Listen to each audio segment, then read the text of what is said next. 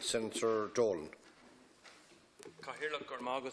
And I'd like today to acknowledge the launch of the National Disability Inclusion Strategy that was launched last Friday by Minister Finian McGrath, and the very welcome attendance of Ministers Shane Ross, Simon Harris, Regina Doherty and Minister of State Boxer Moran.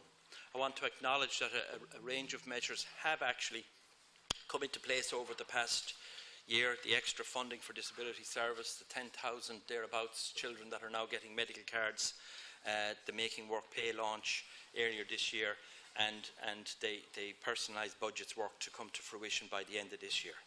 And there's a range of practical commitments also in that strategy.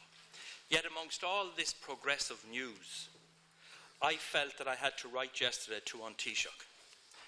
In that letter to Taoiseach, I recalled his commitment of the 14th of June last on his appointment to the ratification of the UN Convention by the end of this year. I then said that on reading the whole of government implementation plan for the National Disability Inclusion Strategy 17 to 21, I could not find anywhere in it that timeline for ratification that he gave in the Dáil. I requested that he would confirm his commitment and as given to the Dáil regarding the ratification to be done by the end of this year. Now, Cathaoirleach, I don't particularly want to rehash the sorry saga of commitments and recommitments made in and since the programme for government of early last year. If that omission was in error, that's forgivable. If it was deliberate, it's not forgivable by the 600,000 plus people with disabilities and their families. And otherwise, it's a serious issue to make one statement in the Dáil and literally 30 days later it does not appear in the government's own implementation strategy for people with disabilities. This is the government strategy. What's most notable are the comments on to post-ratification timelines for two actions in particular on page 11, related firstly to ratification of the optional protocol, and secondly the work to review and advise on implementation.